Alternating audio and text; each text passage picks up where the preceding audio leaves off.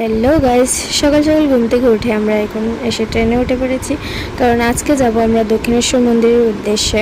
তোমাদের তো আগেই বলেছিলাম যে আমরা কলকাতাতে ঘুরতে আসছি। ঘুরতে এসে এটা আমার ফার্স্ট ব্লগ।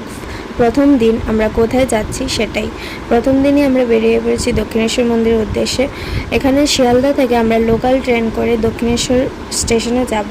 স্টেশন থেকে তারপরে আমরা মন্দিরে যাব। এই যে আমরা দক্ষিণেশ্বর স্টেশনে নেমে পড়েছি। স্টেশন থেকে কিছু হাঁটা পথেই মন্দিরে যাওয়া যায়, বেশি দূর না। তারপরে আমরা স্টেশন থেকে হেঁটে হেঁটে মন্দিরে এসে পড়েছি। মন্দিরে এসে ফার্স্টেই আমরা এখানে মায়ের ভোগ নিয়ে নিয়েছি মাকে পুজো দেওয়ার জন্য।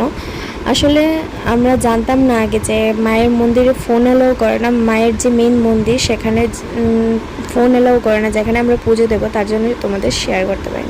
তারপরে এখানে গঙ্গার গাড়ি এসে দেখলাম বটগাছের মধ্যে অনেকেই পুজো করছে, এটা আমরা জানি না, তার জন্য কীভাবে পুজো দিয়ে জানি না। তারপর গঙ্গার তীরে এখানে অনেকে স্নান টান করছে, খুবই ভালো লাগলো এটা। এখানে বসে রইলাম অনেকক্ষণ, খুবই শান্তির জায়গা। যারা এসেছে তারা তো জানোই, আর যারা আসেনি তারা অবশ্যই একবার হলেও এসে যাবে। এটা মায়ের স্থান, খুবই শান্তির জায়গা।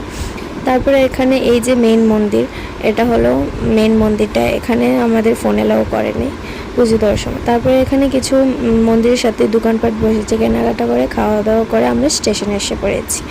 আমরা যাব শিয়ালদাতে, আমরা শিয়ালদাতে থাকছি।